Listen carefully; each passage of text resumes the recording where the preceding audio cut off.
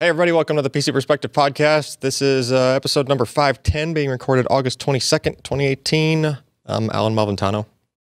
I'm Jeremy Hellstrom. I'm Josh Walrath. And then there's an Alex. He's over there. Yep. He's going to contribute since we are missing a Ryan and a Ken. They're still, think they're on airplanes now? Maybe not yet. I think they're seeping. They're about to be on airplanes coming from the land of fragrance. The continent. In Germany. Cologne. That's in Germany, right? Yeah. Yes. Yeah. They were over there for the NVIDIA event. We will talk more about the results of said NVIDIA event as we get on with the show.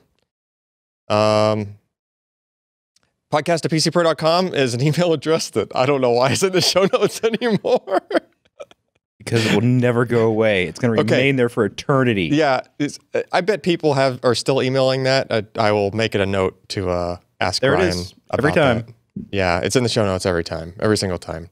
PCPer.com/podcast is where you'll find the show notes for this show and prior episodes. I don't know how far back that goes, but probably pretty far.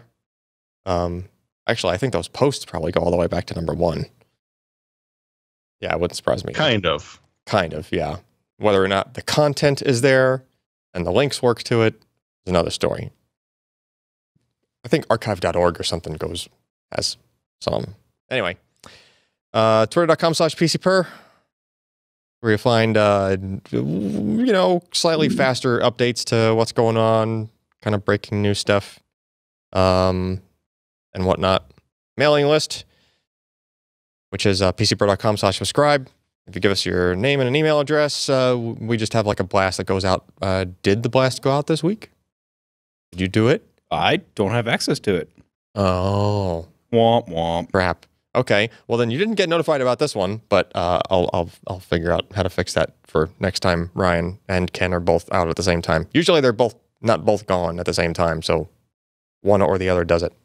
You have a failing bus factor here. I actually know that I have access to do it, but I don't know if it still works, because I think the last time I did it was like 4 years ago or something. Anyway, patreon.com/PCPer is where you can kick us some coin to help us, keep the lights on and do extra things for content-wise and things like that, such as PCPer Mailbag, of which we did one. Ryan did one last week before he left. Actually, I wasn't here when he recorded that one, so I kind of need to watch that one myself. He's been ninjing those in. Yeah, he's pretty good at that. And if he doesn't cover it, me or Josh or somebody steps in and takes care of it. About that mailbag, if you like that content and, have a question of your own, don't forget to post that question in either the comments of the article on the site or the comments of the YouTube video itself. Probably more likely to see it in the comments of the site, because sometimes YouTube comments do weird things as far as how they sort them. like exist. Yeah, that too. Yeah. Merch is JoshTech with 2Ks.com. Well, Is that K like real hard, or is it kind of just JoshTech? Yeah. It's kind of like something like that. That'll shoot you over to our Teespring store, where we have a choice selection of t-shirts, and I still need to get that print and hang it up. Prints and mugs, baby. Yeah. Look at that print. Look at it. The Josh Walrus. Oh, there you go. Oh, There you go. There you go. Yep, there it is. But the printer needs a larger reticle. We need it bigger. Yeah, we need that bigger. I think I got the bigger one, the 25-inch. But it's on a far wall. What do you expect? Yeah, that wall's further away than sure is. objects on wall are further than they appear. Yeah. No, objects on wall are more awesome than they appear. Well, that too. Yeah.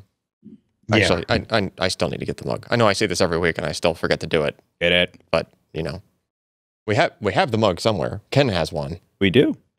I've got one. You've got It's in the kitchen right now. Oh, it's not within reach. It's not within arm's reach. Oh man. Oh. If it's not in arm's reach, it's not there. Think of how many people can't complete their bingo now. I know. Mm-hmm. Choose something else. If you dare. All right. Well, so we can get into the week in review. First up, ARM releases first public CPU roadmap targeting Intel performance. Really, Josh? Really? Okay, so, you know, if you go back ages ago, ARM didn't really have much of a PR gig going. And then I'd say back 2010, 2011, 2012, that kind of time period, they started, you know, talking to people about it. I think we'd covered some ARM things at that time. Of course, you know, in 2008 was the iPhone, which was powered by an ARM CPU. But, you know, the company has always been kind of secretive about what they're doing. They also, when they announce something, it typically took about 3 years from when they announced it to when these products would actually show up in cell phones and other end user devices.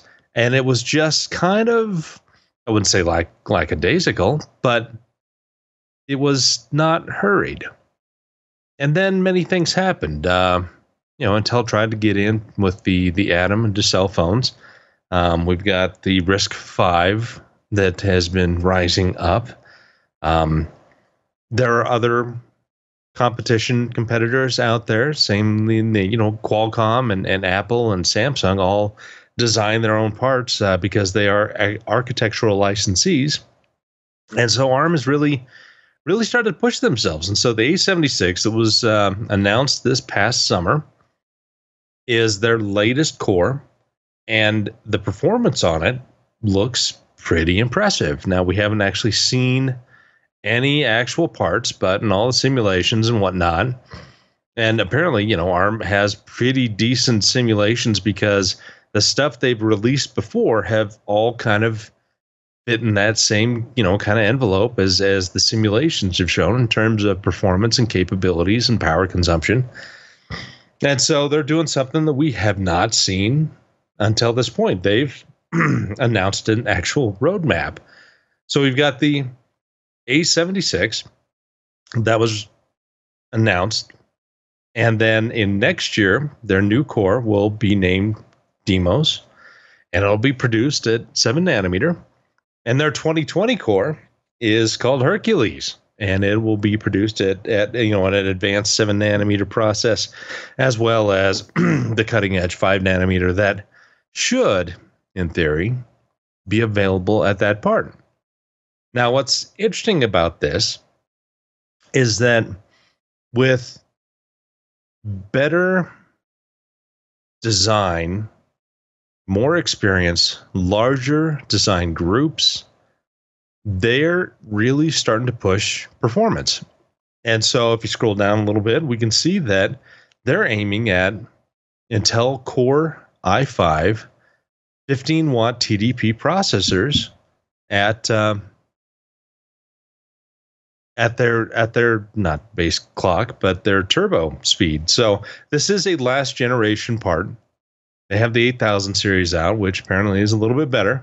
Turbo is a little bit faster, a little bit better IPC, not huge, but we can see the current generation core Cortex A76 is very, very competitive with the Core i5 7300U, and that's a 3 gigahertz processor versus 3.5 gigahertz. Now, we've got to have some caveats here. It's spec int 2006. Yeah, it's just integer performance, right? What's that? That's just integer performance, right? Integer math. Yeah. And so it doesn't tell you a whole lot about user experience. It doesn't see, you know, it's not multi-threaded. This is a single core, single thread. But the thing about that kind of performance, it's still pretty impressive, and it's under a 5-watt TDP part. And so here's it going against the Intel 15-watt parts, and comes very close in performance, at least in this benchmark, with only less than 5 watts. So they're looking to really push the laptop market. I mean, they've got cell phones on lockdown. I mean, pretty much every cell phone you get out there, it's going to be ARM powered. There's nothing else. I mean, Intel tried, Intel failed for a variety of reasons, but now ARM is looking to expand into laptops. Now, the idea of getting a 5-watt, sub 5-watt TDP part into laptops is that it will be an always-on part. It'll go into sleep modes or low power modes that will be about, a half a watt. And when you start looking at that kind of battery consumption, I mean, it's going to last not just all day, but potentially a couple of days in just an idle mode. And that's far better than what Intel and AMD and these other guys can do in these laptop type architectures. You're going to have, less expensive laptops because less cooling is needed, less battery is needed to get, similar performance. And so it's going to be a less expensive part. And ARM really, really wants to get into this. And we're going to see a lot more of this when it comes to be the ARM TechCon in October, I believe. Yeah. But with Deimos and Hercules, they expect performance to continue to rise. So they think it's about 2.5 times performance from the previous A73, which is 2 generations ago, up to what Hercules is now. And that, you can kind of see in that graph where Intel has gone with the Core i5 series mobile parts, and it has not been nearly as large a change as what ARM is expecting. So the company is pretty aggressive, and their design groups are really good. They've all had a lot of experience. They've designed multiple products throughout the past 10 years that have all been, pretty cutting edge for mobile. And now they're look to be encroaching in on Intel type performance at really, really low power. So Josh, with was there a change on the 72 to 73 where they went and started adding more pipelines? Was there like a fundamental shift somewhere along here? Okay, so they have alternating groups that design products. So like the A72 was a derivative of the previous one, but the A73, I think if I remember this right, it was a brand new design. And so they went from a 3-wide architecture in A72 to a 2-wide architecture in A73, but they actually increased overall performance because there are many different factors in how a chip works. And so now they've gone back to 3-wide, and I think this A76 is a 4-wide decode. Design, implementation, I mean, that counts for a lot. And so it's not like they really had a massive shift, but they had a lot of very, very small changes in their architecture throughout time. And the group in Cambridge designs one, and then a group in France designs another, and they share that information on what works and what doesn't, and what they can improve on, and they really they do good at synthesizing new designs that work seemingly really well. Sweet. All right. Next up, what do we got? Lee did a power supply review. I'm shocked that Lee did a power supply review. No. NZXT E850 digital power supply. Modular power supply. Ooh, it's a mini USB connector. Wonder what that's for. That's for the cam. Oh, yeah. Is it good? Well, I mean, because they don't you can't just have a power supply anymore, right? You've got to have a fully monitored power supply. Right. And so this is like the similar that what Corsair and them do, but NZXT does it. And so they stick in Corsair's been at that for a while, though. So oh yeah, these guys are playing catch up in that regard. Well, in a way, but I mean that USB plug goes directly into a digital signal processor. So you can delve deeper in than some of the other ones. Sweet. Although with the new generations, they're about equivalent. Yeah, I see it's given all of the vitals you would need there. And there's even more like options on the left side there. You can flip through different things from the looks of it. Huh. It's pretty cool. I'm kind of old school on my power supply still. I just want them to work. And like, you know, I feel the same way about stereo equipment. Modern receivers are just so complex. I just want something to work. Just need sound to come out and stuff. Yeah. I just need power to come out, preferably at the correct voltage. Yeah. It's not coming out right. Just strip the wires out and put them back in. Everything's fixed. Yeah, yeah.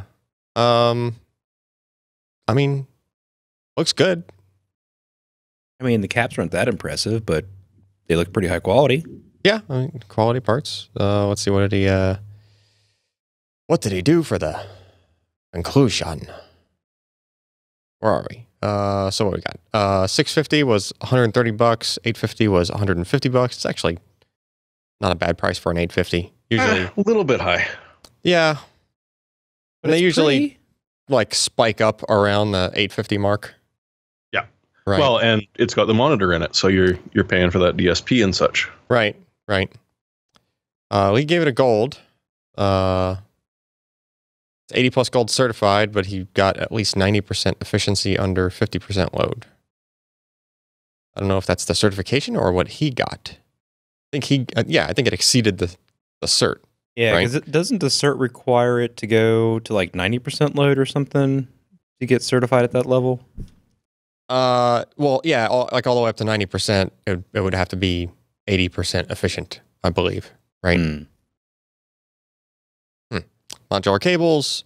It's got a fanless mode. All Japanese electrolytic capacitors. Rated to 105C. What is FDB? Something fluoro bearing? A fluid dynamic bearing. Yep. All All the cool kids are doing it now. Yeah. What's funny is it's like a decade ago or more when that was like first a thing, and then it kind of went away. And then they realized those PSUs are still running after 10 years, so they brought it back and slapped 10-year warranties on the PSUs. Yeah, like when it first came out, it was like this big deal with like this rifle style, you know, like channels in the sleeve of the bearing with fluid in there, because that's what actually promoted like the fluid to like circulate within the bearing. And it was like such a I don't remember which fan maker it was at the time that was like a huge deal. Oh no, it was initially in hard drives. Didn't the hard drives move to air bearings at one point? Well, in like server things that don't sit on their side. Oh, okay. Yeah. Things bolted to the ground. Yeah, those can have an air bearing. No, yeah, it was initially in hard drives, and then fans would either just have like a sleeve bearing, like a standard sleeve bearing, or ball bearings. Yep. Right. Panaflow. Why not get Panaflow? Yeah, but there were, I could have swore there were a also few some others, but that was like the big one. Yeah. I know there were some fans that, you know, were doing that. It was like a huge deal, and it made the fan cost like twice as much at the time. And it was like, just for a bearing? Bearing's like 3 cents. But anyway. Worth it. I digress. Let's see. Chris threw out yet another, in this case, mouse review. Logitech G Pro Wireless and G Pro Gaming mice. Looks like basically all of the standard specs, although, well, yeah. USB report rate up to 1 kilohertz, so 1 millisecond response. Yep. I mean, seems like you're kind of standard. It looks like an update on their design, basically, like newer revision. Notice that these don't have like numbers. It's just a mouse. Well, yeah, but before they had like, 610 or whatever the Logitech was always. Just a mouse, G. Yeah. The Pro Wireless version is 150, and the standard G Pro is 70. That seems high, but those are the prices straight from Logitech. I would suspect that you might find these cheaper on like Amazon and whatnot once they're. Those things better be built like a tank. I mean, they look pretty much like they would be, right? Like they're pretty stout looking. They got swappable buttons. Swappable buttons, yeah. One's amphibious. Right. The wireless has buttons on both ambidextrous, sides. Although, wait, or is that both models that can do buttons on both sides? I think they're both wireless, aren't they? No, sorry. No. One's wired. No. One's wireless. One's wired, Yeah. one's wireless. I thought it was just you could detach the wire, but no. Well, the wireless one... you can. You just can't put it back. Yeah. Yeah. Yeah. The wireless one has what seems to be now standard. It's just a slightly modified USB, micro USB with like an extra little couple of spades on it for strain relief. So it will plug into the wireless mouse, and it just kind of transforms it into a wired version that will then be charging. And then you unplug the mouse from that thing, and then there's a little puck, like a little adapter that has the really tiny dongle wireless receiver on it that you just plug into the end of that same cable. Makes the charging thing pretty seamless. Actually, the mouse on Ryan's desk, same kind of thing. It's pretty handy, because then when the mouse does die, you just unplug it from one thing, plug the mouse into the cable, and then boom, you just keep on going. Let like a half an hour go by or whatever, and usually it's charged, and you swap back to wireless if you want. Lighting and software. Okay, so this is going to use the same standard, kind of like Logitech. Well, it's a newer version of the Logitech software now that just has like a cleaner look to it. But basically same kind of thing. It's the same software that it does this light sync thing where you can do the same colors for your Logitech keyboard and your Logitech mouse. They also integrated, I don't know if you guys have toyed around with that at all, but like they integrated the Logitech webcam stuff into it as well. So, so like you open up the software and there's usually just a tab along the bottom for like each different kind of Logitech device. And it still recognizes my 518. Yeah. I mean, it goes all the way back. The LEDs don't work so well, though. I'd be curious what the sensor is. It's right, they listed it. Hero 16K TM, right? Like it's this brand new sensor. Yeah. And like literally every single other mouse on the market's got that Pixart one, the 3389 or whatever it is, which also goes up to 16K. I assume these also still have the accelerometers in them. Yeah, we pretty much all do now. I guess, right? I'm just curious if they've rebranded it or if they've actually done their own. I mean, it's a cool looking mouse. I noticed it has the blank built into the bottom there if you have the wireless charging mat. Comes with a replacement puck that you swap in. I don't know if Chris had that mat to test with, but like we've tested that similar kind of thing in the past, and it worked well. All right. Well, I guess, we'll just have to see what the street price of these things are before kind of giving final judgment. All right. Ready for news? Get to the news. The news everybody's been waiting for? Yep. Don't switch to that. Okay, here we go. So NVIDIA announced some things. Minor launch. Just, yeah. Inconsequential. Just slight upgrade to things. So RTX 2070, 2080, and 2080 Ti. Right. So that, put the rumors to bed as far as it's going to be 11XX or 20XX. Now we know it's 20. We didn't suspect them to announce an RTX 2070. But they did, at least paper launch style with specs and a notify me button on GeForce.com for that part. RTX 2080, RTX 2080 Ti. So what do we want to do for like let's just get the prices out of the way first. Okay. If you want to pre-order these now, and I stress now, if you want to pre-order them, a 2080 is $800, and a 2080 Ti is $1,200. Now those prices come down theoretically, because the MSRPs are supposed to be $700 and $1,000 respectively for those same two parts. So knock $100 off of one and a couple hundred off of the other one. Those prices are kind of high. But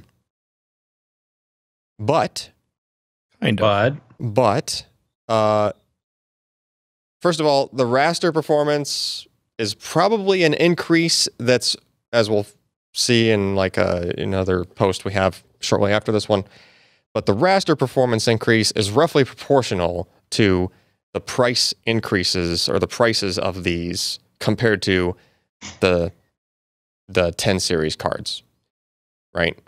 In other words, the 2080 raster performance is roughly 50% higher than the raster performance of the 1080, and that's actually the same kind of increase you previously saw with the 1080 to the 1080 Ti, right? So the 2080 is kind of doing what the 1080 Ti used to do, and the price is around the same as what the 1080 Ti price was. 2080 Ti, of course, probably being another 50% or so gain on that, which is why that price is 50% higher than the 1080 Ti, bringing it all the way up to $1,000. However, these cards have some extra stuff in them. Where is that picture? Is that not in this article? Which one? Oh, there's a picture showing the breakdown of like what the cores looked like. Oh, that was in the launch from last week from SIGGRAPH. Okay. Yeah, I'm not sure where that... We don't have that in notes, do we? Nope, because we talked about it last week. All right. So yeah, so there's extra cores that can do RTX, ray tracing. And as long as the game is coded for it, then it does some pretty phenomenal looking stuff. Again, that varies wildly based on implementation, and there's a bunch of rumors and stuff going around because nobody's actually had like hands-on benchmark results with this yet. I think there's going to be a lot of variance here. Yeah, it's all going to depend on how, like, this is brand new tech, and the performance is going to vary based on how that tech has been implemented, you know, by the game engine maker, anything. A bunch of different variables are going to impact this. Think of any other game and all of the various options, like quality options you get, and their impact on performance. Now you have another thing that you're throwing in there that's a very complicated thing to do that nobody has previously been doing real time on the fly like this in just a consumer GPU that you can just play a game on your desktop with, which is pretty amazing on its own. For those who don't know what the heck this ray tracing thing is all about, it's basically just the ability to really accurately calculate reflections and shadows. Is basically, right, guys? That's pretty much the deal, right? Raster. Yeah, it's a hybrid. I mean, they've it's still primarily a rasterization, but it can do certain ray tracing type tricks, and so you have screen space limitations with rasterization. They don't necessarily exist with ray tracing, and so if you looked at any of the demos that they showed, it really kind of showed that stuff off, and lighting, reflections, shadows. These are all things that they can do with ray tracing, but they don't have to ray trace the entire scene.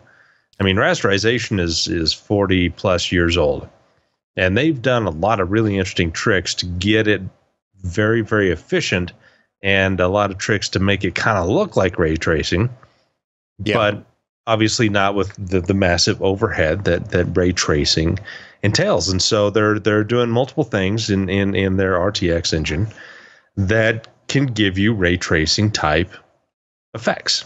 And in many ways, this is very similar. And I hope you can't hear my wife yelling in the background at the kids. No, but now I'm interested. Yeah. Oh, I hate that. They don't understand the power of their own voices. But anyway, it's all about socks too. They're yelling about socks. It's awesome. Sounds like a typical family argument. Yeah. It is. But anyway, it reminds me of GeForce 3 versus GeForce 2 Ultra. GeForce 2 Ultra was the fastest of its generation, and everybody thought, okay, GeForce 3 is going to come out and it's just going to blow it away. And GeForce 3 didn't. It was very, very similar in all the games that were available at the time. And the only real area that it had an advantage in was because they implemented, a true multi-sampled AA unit versus what the GeForce 2 was just super sampling to be able to kind of compete with what 3DFX had with their T buffer and AA technology. That was Voodoo 4, wasn't it? Voodoo 4, Voodoo 5 was the VSA 100 Voodoo scalable architecture that had the built-in multi-sampling rotated grid AA. Ah. So anyway, GeForce 3 was very, very similar in performance and sometimes a little lacking as compared to the GeForce 2 Ultra, but it delivered the first, integer-based shading, programmability. And so it was a DX8 part. It could run DX8 stuff. They had all kinds of demos out, and it looked pretty. Man, you had better AA performance overall without the super sampling issue that GeForce 2 had. So this is very similar because it doesn't have really any more, true shader cores as compared to the previous generation, but they do cram the engine, the GPU with the RTX stuff, the machine learning stuff. I can't remember what the third. I mean, it can do both floating point and Int16 and Int32 at the same time. I can't forget all the exact specifications, but it's a significant improvement in overall design. But we may not see per game improvements in benchmark results. The stuff that will leverage RTX will obviously, it's another level of realism and neat things that you can see. But one thing I don't know if entirely, everybody kind of caught on to, but the machine learning part, and they talked about how they, have all these servers in NVIDIA, and it does, some machine learning is like you give it a 1080p picture, and it goes through this process and it blows it up to 4K, and it does it in such a way that it looks like it's a native 4K, but it took a lot of iterations of this machine learning to try to get it to that point. And so I think where a lot of the stuff that they're doing with the the 4K performance on this is through a lot of the machine learning, that probably the core is rendering stuff at a much lower resolution where it can go fast, but because it's doing this, deep learning, machine learning thing on the fly at 60 frames per second and above, it looks like it's running it at a native 4K to most people. Now, there probably will be corner cases where somebody's going to run something and it looks like crap, but that's why the DLSS is not something that is enabled on all products. So it's going to be interesting to see some of the older programs being run on this card versus 1080 Ti, and see where it actually shakes out, because it's a lot of new tech thrown into this. It's a lot of interesting stuff and a lot of kind of thinking outside of the box, especially the machine learning stuff, because they're running all these simulations and whatnot on their big, powerful supercomputers at NVIDIA headquarters, and they find some unique way of being able to upscale things at a much faster rate and do it much more realistically and accurately. And they, you update the driver, and suddenly you get this new functionality through machine learning that on your local machine running your 2080 Ti, 2070, and suddenly you have better performance and better looking image quality, and it's going to be kind of interesting to see how well they're able to implement this and if the results are as good as what they're kind of promising. Well, that actually brings us up to the next article on this list here with the leaked benchmarks here. So well, it wasn't I don't leaked, think it was not official. leaked. They're not leaked. Oh no, Well, this is official. They're okay. Teased. This is NVIDIA's claims, right? Yes. And this is if you're running these games and demos at 4K, comparing a 1080 to a 2080, and then that brighter green bar that goes up further is if you include DLSS, which would allow the GPU to be rendering internally at a slightly lower resolution and then kind of blowing it up after the fact. So yeah, but it also does AA on it. yes, So it makes it the image smoother as well. So you get kind of a double. yeah, double it's whammy. almost as if you were running 4K with some sort of AA on. Yeah. Right. Deep learning. Yeah. But if you just put those whiter green bars aside and kind of get rid of that for a second, you'll notice that there is, like what I was talking about earlier, roughly a 50% gain over the last generation. And that would be not doing any ray tracing, not doing any of that other stuff. So that's just purely your raster-based performance.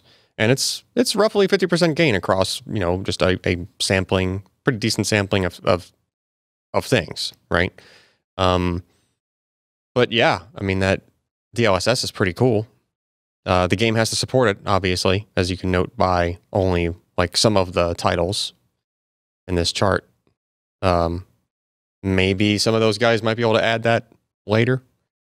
We don't know. Or they might be able to add it somehow in the driver so that you can like manually enable it for the game, given the way that NVIDIA's driver works. Sometimes you can just turn that stuff on outside of the game, right? I mean, that part of it's interesting. The whole up-res thing for Ansel is interesting. Ray tracing is cool, but again, needs to be supported by the game. But when it's there, looks pretty cool. Another thing I didn't mention earlier, aspect of what ray tracing adds to it is, even if you're not relying on it heavily, you can at least make your lighting better, right? You can still be doing majority raster-based scene, but you can have light sources, lighting the objects in different ways from more than just point sources, and kind of just make for a more dynamically lit kind of scene, right? You can have light bouncing off of things, and even if you did it in a very coarse fashion that was like almost no performance hit, you'd still be getting probably miles better results than you are today with just pure straight rasterization, having add on a bunch of tricks, to emulate kind of like more broad light sources like daylight and stuff like that. Yeah. And I mean, they're showing 4K games, and I still think it's kind of a cheat, and we need to actually see it in person to know. But if you're able to get 4K games running at 60 hertz in this case, they weren't even talking about the TI. I believe they were just talking about the 2080. If you can get there and it looks convincing enough, then, I mean, you can call it like they made it, right? Like they actually got to 4K 60. But again, there's going to be a lot of interesting screenshots in between a true 4K rendering versus what DLSS does. Right. It's going to be fascinating to see the results. Yeah. There's going to be differences. Mm-hmm. Yeah, and it's very much going to be like a perception type of, some people might notice those differences and it might actually bother them, and like to where it's not convincing to them. I'm sure that'll be a thing for at least some people. But I would venture a guess that for the majority of people that are just, going from like your typical console gamer type that just wants to do the console gaming on a PC and isn't like freeze framing the game and analyzing every pixel on the screen, it's probably going to be good enough. All right. I'm all for good enough. I mean, look where I'm at in my life. Mm-hmm. Well, certainly not excelling at it. Oh, Scott with his punny Funny article names. Turing versus Volta. 2 chips enter. No one dies. DIES. Spelled the same way, actually. Clever. He's punny. Very, very, very clever. So these chips are huge, basically. Right, Josh? Yeah. They're we don't know the exact size, but the Turing that they showed off at SIGGRAPH was 720 millimeter square. We don't know if the desktop variants that they've got here are going to be that big, but they're big. And the previous Volta is also really large, and it has the added joy of HBM memory. There's that thing I was looking for earlier. Yeah. I have no idea if that's what it really looks like or if it's just a kind of structural, functional, I don't know. Anyway. I mean, I think because they were drawing boxes around different parts of this, and I think the boxes might have been relative, but if you notice, the core structures of all of these sections are like the same, whereas according to their labels, like a third of it is like ray tracing stuff, and like a third, so I doubt the die looks exactly the same pattern. On all of those areas. So they're doing a lot of different and interesting things in there. So it's I don't think they want it all out quite yet. They don't want the secret sauce to be released. Yep. And I don't blame them. Which leads to the question, what the heck is AMD going to do about this? That's a really good question, because they've got Navi coming out next year. Yeah, but do we really? They've got Vega 7 nanometer that is going to be for machine learning, deep learning type stuff, and that's it. There's not going to be any consumer variants that are going to be released. So, RX Vega 64 and 56 are what we've got right now, as well as the RX 580, 570, 560. They got nothing. So you're going to have yes. So you're going to have this this window of period of months where you might be looking at a generation here. Right, but my point is, not only do you have that generation gap potentially, but you have all of this time for all of these game engine developers to drool over the possibilities of the RTX stuff and probably implement it in some way, shape, or form to get a better end result. Even if you do it in a non-huge performance hit fashion, it's still going to be an advantage, for the not just the game engine and the end result, like what's on the screen, but also... Because, even with the GeForce 3, when it was released, the R250 came out pretty close behind it. So, in fact, the ATI... Their 7000 series was like a Pixel Shader 1.0, and so I think Microsoft went with a Pixel Shader 1.1, 1.2 for actual DX8 capabilities. So, AMD doesn't have anything that does the DXR. I think DirectX ray tracing. I can't remember the exact. My brain is mush anymore these days. Well, I mean, some of it is Vulkan compliant, which is a tiny little light shining through the window, but not a big one. Yeah. That's sort of it. Yeah, but that's also leads into what I'm saying before is like, if you give it enough time, it's going to be in there probably, right? They'll design it in eventually, the type of support. Yeah. I mean, it's all just math. Right. True. If you support the math, it's going to work. Yeah. Eventually. Yeah. But you want someone who can do the math in their head, not grabbing a pen and pencil and scribbling it out slowly. Sure. Yeah, you don't want the CPU doing math that the GPU can't do natively. Yeah. And we don't expect really all of this ray tracing stuff to be like lockdown proprietary type stuff, right? Like the RTX stuff is. Well, but the open, Microsoft DirectX ray tracing is open for everybody to use. But which is better and which will be more supported? And is it going to be another PhysX where it sorta is kind of a thing, but more of a dud, or is it going to be AMD 64, where everybody just kind of tries to use it, and does it. It's what is the basis for compute. I don't know. Yeah, probably too early to tell, since we haven't even. None of us on this podcast have actually watched this in person. You know. So, with the 10 series, they released that 2 years ago, maybe more. 2.5. Yeah, almost. 2.5. Yeah, It's like March, April. Yeah, Of 2016. So NVIDIA's been sitting on the 10 series for 2.5 years. Yep. Been selling like hotcakes. You know. Well, a good 1 year of that, at least, is the mining fiasco. Well, details.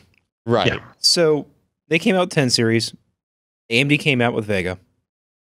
Vega was kind of found a bit lacking, and NVIDIA sat for 6 months and then sucker punched. They're set for the next 2 years.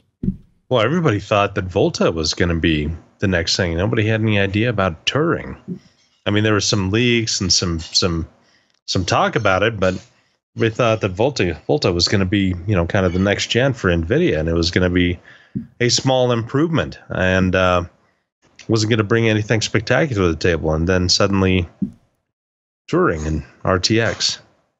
Well, I mean, maybe in a world where mining wasn't a thing, Volta might have been a thing to fill the gap. Possibly. I don't know. That would have made it so that it wasn't such a huge jump going from Pascal to this. Yeah. I mean, this is a big gamble for NVIDIA because the software support may just fall on its face. People will be thinking, we don't need this ray tracing thing. Consoles obviously don't support it, and they won't for many, many years. We don't want to spend the time to do, a PC version that embraces all this, and we've doubled our development time to be able to support what it would look like. I mean, things like Battlefield 5, they've got the personnel, they've got the money, they've got a lot of support from NVIDIA to integrate these features in their engine and in their final game, but not everybody's going to do it, and I'm curious to see how it shakes out. I mean, there are like 20, 25 titles that supposedly support RTX, but some of those are just DLSS support and not so much the ray tracing. So yeah. I do wonder what's going to happen with the console gamers so in the past, if you had a game on console versus a game on PC, the PC would do it at a higher frame rate, and they might have changed something a little bit with how the textures looked or whatnot, but it was usually not enormous differences, like performance differences, sure, but not like the look of the game wasn't crazy different. Now, potentially, you're going to have, some game come out where you can see reflections off of the hoods of cars and crap like that, and the water is an actual reflection of, what it's bouncing off of, and like bus windows and whatever. You're like not almost, but actually able to look around corners. Right, and actually see a guy running around the corner off of a reflection off of something in the environment, right? Versus the console version of that same thing with no ray tracing capability, like being a completely different experience. Yeah, in that respect. So, I mean, what does that do? Does that push like the console side to start looking at needing ray tracing ability and possibly even jumping over to NVIDIA? Moving down the road, if the push is hard enough? Like, if AMD can't, that's the concern, right? So it's basically where I'm going with this is AMD needs to figure this crap out quick. Well, if NVIDIA does a semi-custom group, then sure, maybe, but will they? Or are they too happy with their technology? Yeah, that's the thing. Like that's like it. An NVIDIA chip in a console may very well not happen. So then you're going to have this. The PC Master Race guys are basically going to go nuts. I guess is where I'm going, at least in the short term. Well, admittedly, those demos are really pretty. that's the thing, right? Like, I mean, don't get me wrong, there were some of them where they were flipping back and forth, and I was like, you know, I think it was like the second example or something that was kind of like, yeah, okay, right? But then there were some that was like, oh, wow. Well, the Tomb Raider Shadow demo was beautiful. Yeah. Like, it was subtle, but it was pretty. Yeah. That's true. Anyway, I'm sure there will be plenty more talk about this down the line. We're just going to drop it. This is the last we're going to speak of it. Okay.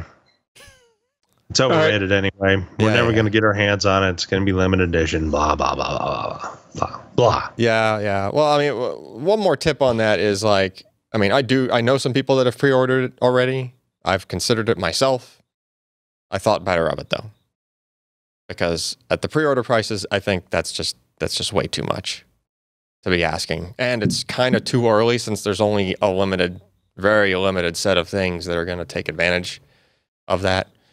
And you also have the advantage of probably a bunch of, like, I don't know if mining people are going to start fire selling their GPUs because of this, given that the prices are as high as they are. But once cards start coming out at what are supposed to be the MSRPs, when they finally come down to that level, I think that. Yeah, but you've got to have a whole bunch of software support to be able to leverage the extra potential compute performance of Turing. Yes. And so it's not going to be overnight. And some of the units may not necessarily be all that good for mining. Well, based on the mining performance usually scales roughly proportionally to like what would be the raster performance. At least in my experience, right? You get a card with X number of cores, the number of cores, sometimes some algorithms are more. Yeah, but the cores are different. I mean, the machine learning stuff is what, quarter precision? Yeah, I'm not even saying. Yeah, I don't even think they're going to use any of those other cores. I'm talking just your. I don't think you're going to get any more performance out of this than they will a 1080 Ti. In that kind of. Well, yeah, that's my point. Workload. Like a 2080 will probably be on par with a 1080 Ti. Is my point. I think until someone invents occlusion coin. Yeah, we're not going to know until somebody gets it and tries to mine with it. Which, by the way, the software is not going to be ready. Like the algorithms, are not necessarily going to be optimized to run on this hardware immediately. So the first guy that gets it and tries to run, nice hash or whatever on the thing, might be getting numbers that aren't even using everything all the hardware on the card, all the hardware that it could be using on the card is my point. Right. But yeah, you're right. Like, I don't think the ray tracing stuff, or the machine learning stuff is going to carry forward to, any kind of profit margin for a miner on these things. Yeah, ASICs are still probably going to be better than this. Yeah, I think most of them have figured out dumping $1,200 on ASICs is going to work better. Probably. All right. So, and then we have card announcements. So we've got Asus, ROG Strix, Dual and Turbo Series. I think the Turbo Series just has the 3-fan cooler. 2080 Ti and 2080 GPUs. Notice that these are 2.5 to 3 slot. They're big. Those are big long cards. Yeah, it's triple fan, long card, and pushing 3 slots. Did we get any kind of confirmation if that's using NVLink on the RTX cards?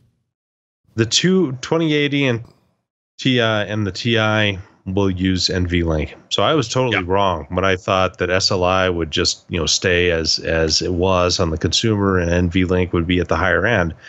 They totally kneecapped me and made me look like a fool more than they usually do. Yeah. Well, Josh, I get to next to you too. It's NVLink. I was pushing the same agenda. Like, there's no way. No way. The 2070 does not support NVLink. Really? Okay. That's interesting. Yeah. No.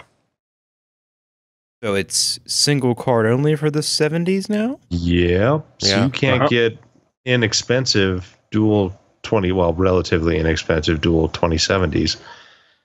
It's going to be 2080s and 2080 Ti's if you want multi-GPU. But NVLink takes care of a lot of problems when it comes to multi-GPU. Mm-hmm. It's a lot of bandwidth. All right. Oh, well, that's a weird jump to make. Yeah. Well, was there anything else we need to talk about RTX? Yeah. Anything? I think we covered it. No, I think it's beat to death. That's it for now. We need some actual benchmarks. We need the hardware. We need Next the hardware. month. Yeah, next month. Now for something completely Now different. for something completely different. Lian Lee making RGB power cables. From Lian Lee. Of all people. Did we talk Really? about the Lian Lee one a couple So weeks ago? this was an different? anti-pick of mine a while ago because they were talking about releasing them. Yeah, They weren't sure if they were going to do it. right. Well, they did it, and they sent out a review unit, Okay. and it is every frickin' bit as ridiculous as you think it would be. Just click over, and the first thing they have is a video of it going nuts. Oh, is it like individual? Like, Oh, you know it. Oh, dear. Oh, dear. It is ridiculous. That's just crazy. So it's about a 6-inch, 7-8-inch extension to your ATX power supply that's bright white. Okay. And then over top of it, you clamp these clear RGB things. So Mhm. it's reflecting from underneath. Okay. I get it. I can see the white cables It's- underneath. Oh, I don't get it. I see it, but I don't get it. Now, okay, so if you're into RGB lighting, that's cool. Right? Like, like if you're trying to RGB light all the things in your case, that's definitely a worthy addition for that particular kind of person. I am not that particular kind of person. However, like I could see the market. Speaking of market, how much is this thing? Do we know? I'm just looking up to see if we've got a price. I think it's about 50 bucks. 40 pounds if you're in the So that's UK market? 40 pounds? That's more Yes. like 60 or 70 bucks, right? Yeah. It's not cheap. Yeah, it doesn't transfer Oops. directly. Yeah, that's not cheap for, For bling. something that's just a short extension with some lights on it. Yeah. Oh, but if normally 50, it's 40 bucks off. Or sorry, it's 20% off. It's 40 bucks right now. Bucks On as in Newegg. dollars? Oh, Yeah, Newegg. okay. Well, that's not bad. I don't know. If you're the kind of person that needs this, you're going to need it, Yeah, you're going to pay whatever. and more power to you. Now, before the podcast, I was writing up, an SSD that has RGB lighting, which would probably complement this thing just great. Good See, Lord, the selling page has poems on it. poems. Okay. Poems. Are they tones or haiku? Glamorous neon lights effects. Like a rainbow waterfall flows. Red, orange, yellow, green, purple, blue. It is a shining rainbow from the front of the motherboard. It's not a poem. Yeah, it is. Oh, it's not a good poem, It's but not a good poem. A limerick? Yeah. They hired the wrong agency to do their PR. Okay. Let's move away from that. Oh, more RGBs. they are everywhere. Yeah. Everywhere. And backlighting a keyboard I'm okay with, though. All right, so I'm not. what is this, Jeremy? It is that we have to come out and talk to Nate. Okay. He has a problem. What? He has a keyboard addiction. I didn't know Nate had a keyboard addiction. Okay. Oh, good God, does he ever? They just pile and pile and pile. He spews these things out constantly. Okay. The weird thing about this one, and your new word for today, is mechanical. Uh-huh. So it's a membrane keyboard with some buckling springs on top of the membrane. What? That So sounds like a that- horrible idea. Feels like a mechanical keyboard. It sounds like a mechanical keyboard. Costs about the same as a mechanical keyboard, but it's got a membrane on it. because that makes sense. I guess. What's the And so the weighting odd on thing with these? this was, you press it, you bottom it out, and he said that they feel a lot like the Kale switches. But if you just even slightly raise your finger, so you've still got the key to press, but it's just the tiniest bit raised. Right. Spring disconnects, button no longer registers you're pressing it. Okay. Hmm. I could see that as a strength and a weakness. Yeah, it's something that I'm sure someone out there is going to love. I don't know what's wrong with that person, but I wish them all the joy in the world with them and their Chroma keyboard. Well, I can see if you adapted yourself to it and you were trying to do like Twitch sort of gaming where you needed to be able to do rapid presses sometimes, but you also wanted the mechanical keyboard, you could kind of muscle memory your way into being able to do rapid presses on what would normally be not easy to do on a like a bistable style, like mechanical. And you wouldn't have to completely let it go back to neutral. Right. To get it going again. Right. So the membrane is stiffer than the buckling spring when it's buckled. Well, no, it's that the membrane doesn't even get pushed in until you've gone past the threshold. But then once you've passed the threshold, now it's like fully pressing a membrane key in. So then if you slightly lift up, the spring's already compressed. Like everything's already happened in the mechanism. So you can kind of like rapid fire. Oh, so it's not like the actuation with the old Model M's. The actual buckle doesn't trigger. Yeah, it just makes the sound and the feel. Yeah, because the domes are way, way at the bottom, like even underneath the base plate. So it's like those fake air intakes on cars. No, I mean like it's doing a different thing, right? So like it's different. So like, it's more like vinyl on cars. so if you had a regular buckling spring, it would have to click back for you to release the key. Right. Whereas this, you can release and then repress the key as long as you keep the key on the other side of the threshold. Yeah, I don't know. It's probably one of those things you have to feel to properly understand. This sounds like compromise with trying to avoid trade-offs. Yeah. Well, and the problem is that it runs about $100. If it ran for 60 or 70 and sort of felt like a mechanical keyboard, all right, that almost makes sense to me. Yeah. But to be charging as much as a lower end mechanical keyboard, like I don't get it. But it's interesting. I mean, it's sort of like the linear switch one from the company I can't remember that came with the one with the infrared LEDs or whatever. Wasn't that? Well, no, it was linear pre-pushing. So it would actually register the further down you push, the more you could walk with a light touch and run with a full touch. Yeah, it was using like some sort of infrared LED thing or something, where it's like you were the closer it was to the. Yeah, that was the aim pad, wasn't it? I think so. I think that was the name. Yeah, aim or game or something. Wait, it's in the back somewhere. Yeah, we got it here somewhere. All right, let's move on. Moving along. Jeremy, what's this smart plug connected to your idiot box? Idiot box connected to your Wi-Fi. Wi-Fi connected to the knee bone thing. And everything's connected to the Internet of Shit. Yep. It's all a big truck. You know that universal plug-and-play protocol that your people are supposed to remember to turn off the second they buy anything? Oh, yeah, that horrible security vulnerability present on all generic routers? Yes. Hey, can I have this port forwarded? Yeah, what about it? Just blow it to the DMZ.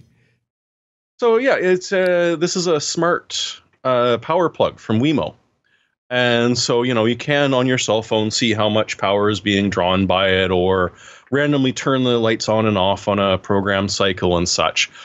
But a couple of researchers said, yeah, it's probably insecure, and they connected to it and bounced onto a Wi-Fi and started playing around with the guy's Roku. And so, yeah, guess what? It's a Wi-Fi gateway, and that means it plays with all of your stuff. Lovely. I love it when people gain root access to devices that are also already authenticated on my network. Through your power plug. Yeah. Yeah.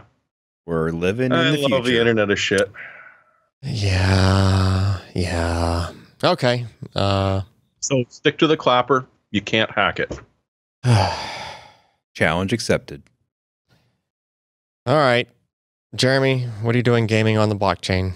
Oh, this is now the pinnacle of ridiculousness. So if you want to become the dark blockchain master and get 1 million jobs out of LinkedIn because nobody knows what the hell a blockchain is, well, practice with the new Blockchain Tycoon game. Oh my God. I wish I was kidding, but I'm not. Does this actually teach you how blockchain would work in a roundabout way? No, because nobody knows how that happens. Of course not. No, it teaches you how to buy some GPUs, make enough money to buy a better HVAC system, to buy some more GPUs to get enough income, to switch over to ASICs, to rent a place in Russia somewhere. It's Mining Operation Simulator 2020. Yes. Is that what this freaking is? Oh my God. Oh yeah. You know, if you want, at the Wyoming hackathon or something, they're giving $5,000 away to someone who has the best idea in how to use a blockchain to do whatever. Just $5,000? Like $5,000. So if you got a great idea for how to implement blockchain for something we really need, it's money for your grabbing. Plastic water bottles.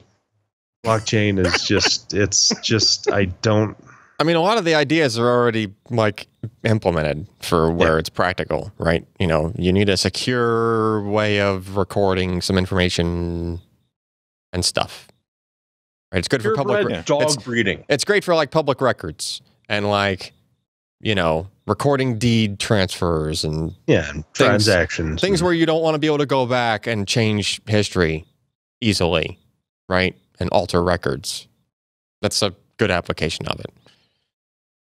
But for everything otherwise, else, it's just too compute intensive for most stuff. Yeah.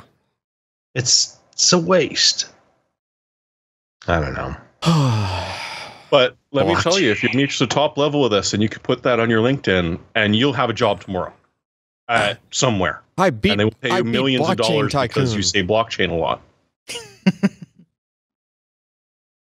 I'm thinking of doing it. Maybe then you can say on your LinkedIn that you are a blockchain tycoon. Yes. Yeah. And you'll just make people drool incessantly. All right. Next thing you know, Gwyneth Paltrow's picking you up to sell jade eggs. Any more news? No. No? Oh, thank Lord. Goodness. Okay. Picks of the week. So I got tired of playing Office Space with an inkjet printer. Oh, good God. You went all in one? The best part about laser is the jets don't clog. There is that. Yeah. So I went all in one because, so here's the problem. I had a Canon, some random Canon all-in-one, right?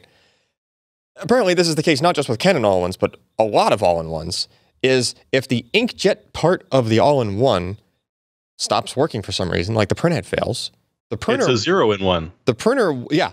The scanner and all the other functionality on it, which is perfectly fine because like the printhead failed or something.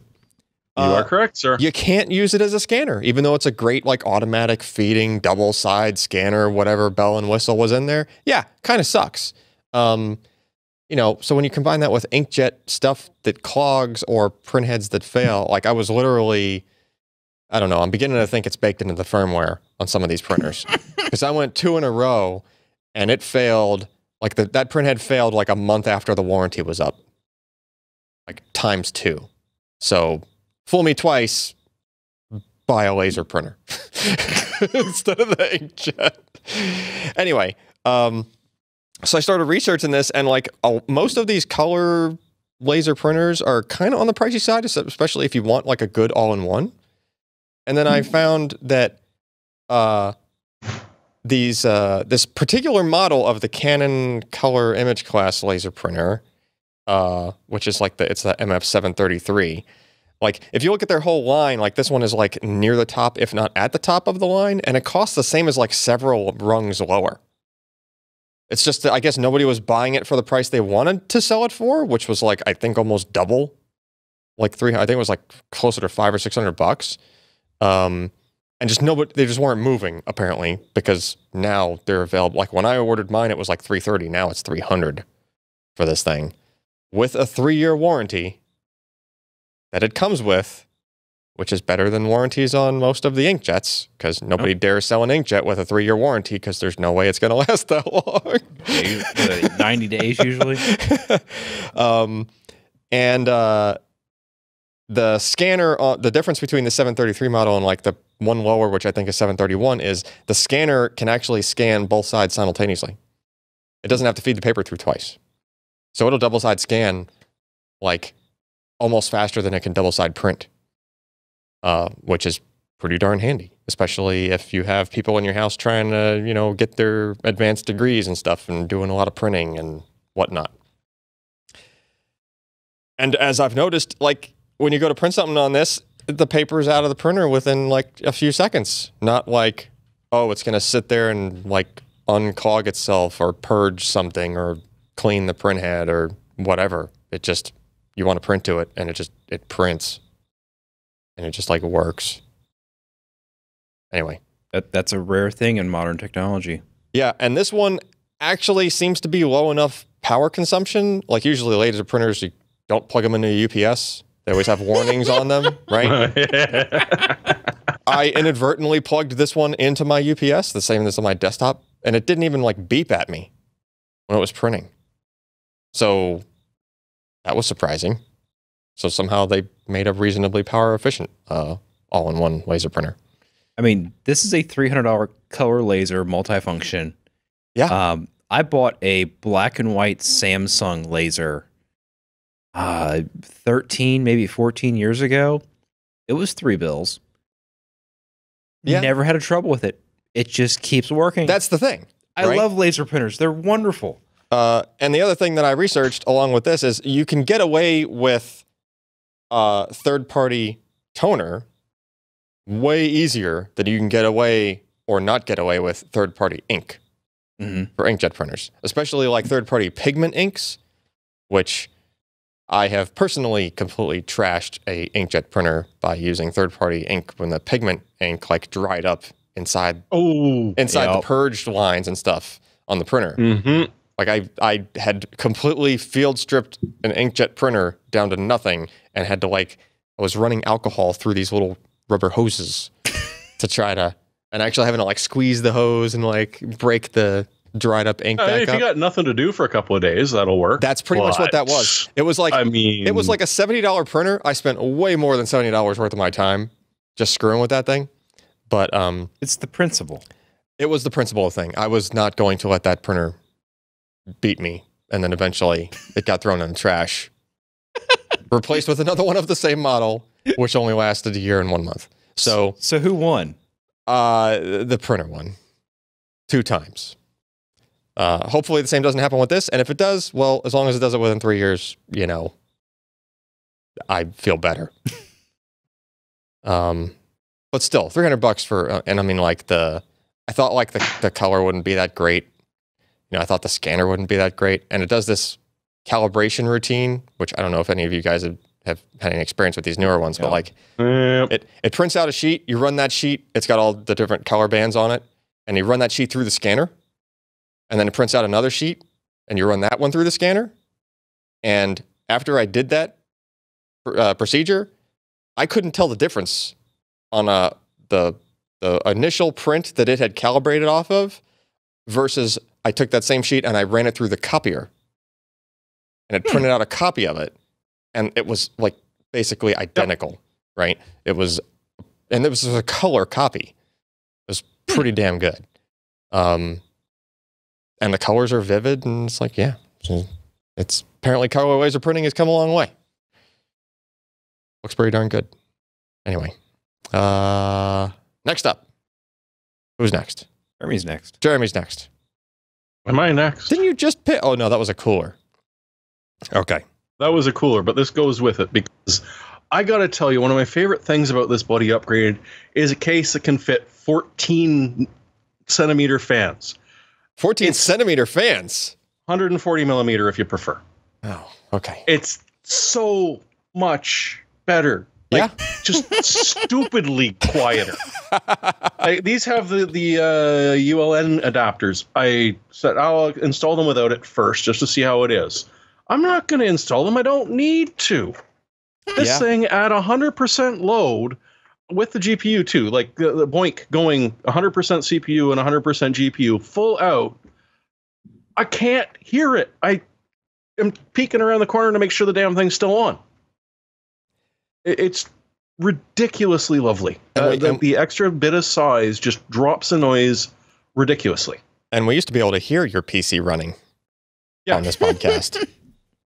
So I've noticed that. I mean, part of that was because it was a NZXT hutch. So, I mean, in theory, it was supposed to be sound dampened, but it was just mostly insulation. So now that it's hidden out in the kitchen, I've got it under a table and protected, and I have the side off of it, and it sounds much better. But even still, it's louder than this one is.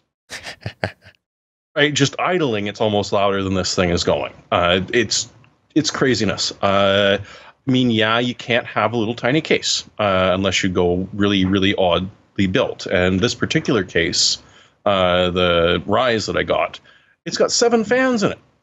So they're just slowly spinning, just enough to keep everything happy. And no noise at all. The only thing I don't like about Noctua fans is they charge a premium for black. They do. It's just like, I just want black fans in the case.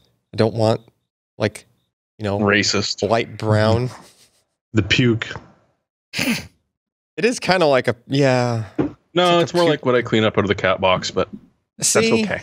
Dude, you need to take your cats to the vet, because that ain't right. Yeah, I was going to say, your cats are really sick. No, he's just old and... Because that's not what my cat's litter box looks like at all. Biohazard in the chat saying the black fans are different. I'm not talking about the higher RPM other ones. They also make, you can also find like the standard low RPM versions. Pretty much.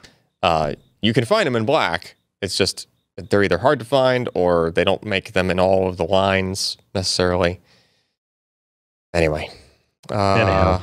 Josh. Me. You know what? I stumbled back across this, and it was a fantastic series at the time. If you enjoy Bruce Campbell and Western and sci-fi and funny, this is it. Briscoe County Jr. The Adventures of Briscoe County Jr. Get it on DVD. You'll enjoy it. You'll watch it a couple of times. $30. It's a lot of entertainment. I'm surprised it's not on any kind of streaming thing, because it was no doubt. It was really fantastic.